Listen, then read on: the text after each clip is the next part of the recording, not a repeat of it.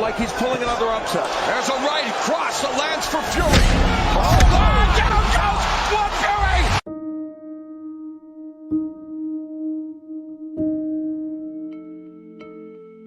Fury! I'd suffered with mental health problems my whole life, but I didn't know what it was because I never had no education on the matter.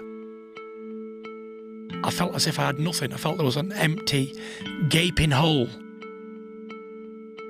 I didn't have the desire. The fire wasn't burning no longer to fight. And I was suffering with depression the whole time. Even in training camp, I was depressed as depressed could be on a daily basis. I hit the drink heavily on a daily basis. I hit the drugs. I was out all night partying with women of the night and not coming home. And, I didn't care about boxing. I didn't care about living. I just wanted to die. I used to drink and take drugs to get away from the depression, because when I was drunk or high, then I wouldn't think about being depressed. I thought about I'm a boxing champion, or I feel great. But as we know, when the drink wears off, it only leaves you with a bad hangover and feeling even more depressed. For someone who suffers with mental health, the worst thing we can do to escape it is take drugs or alcohol. And this is where I want to spread the word on mental health, so when other people are in this position in the future, they know where to go and they know what to do, because there's a blueprint.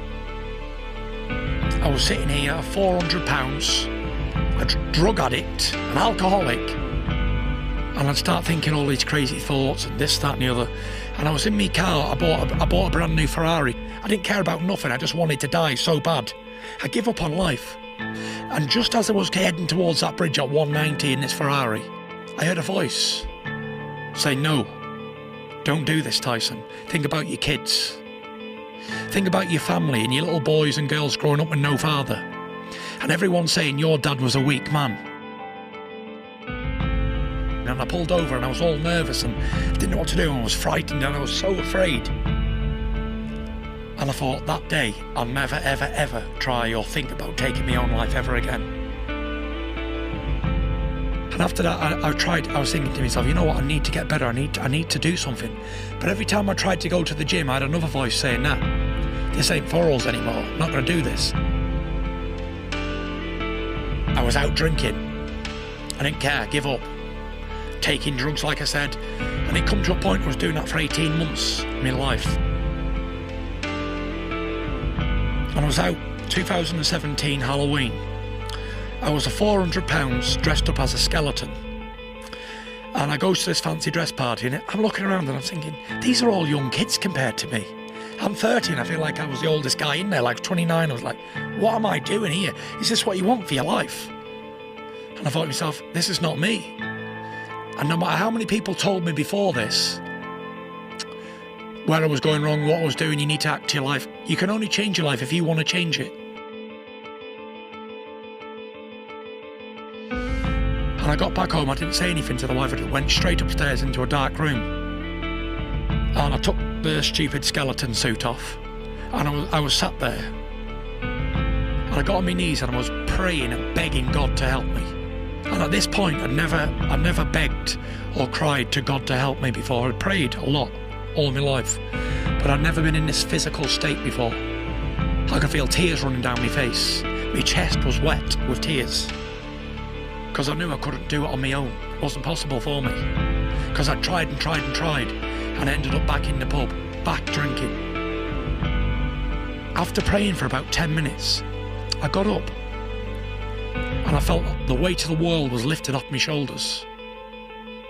And for the first time in years, I knew I was going to make a comeback. And I called my wife, I said, Paris. She said, what? She thought I was drunk coming home from the pub. I said, Monday morning, I start to regain mission to try and get the heavyweight championship of the world back. That night you told me that, she said, I hear a difference in your voice.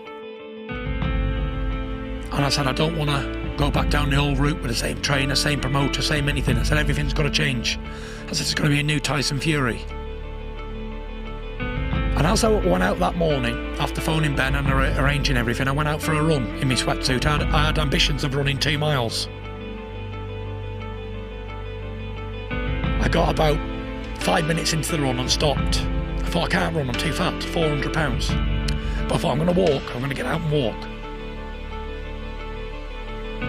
I think the way to beat mental health is setting goals, giving yourself short-term and long-term goals. And that's what I did. I gave myself a goal of losing the weight, pound by pound, basically. And I was training twice a day, 6-7 days a week.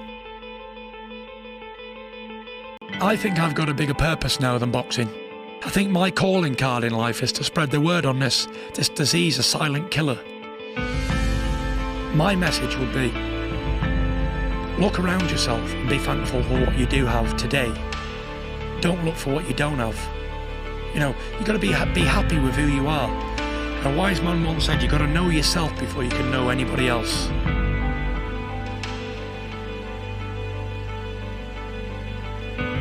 Contentment is the word we're looking for. Contentment doesn't come through material stuff, jobs, positions, fame, glory, money, anything. Contentment, you'll never find contentment while you're chasing that sort of stuff. And I don't look at this as a comeback, because I'm not coming back to what I once was. The legacy of Tyson Fury from a child to being heavyweight champion of the world and achieving his dreams, that book has been closed. This book is a new book, and I'm only on chapter 3.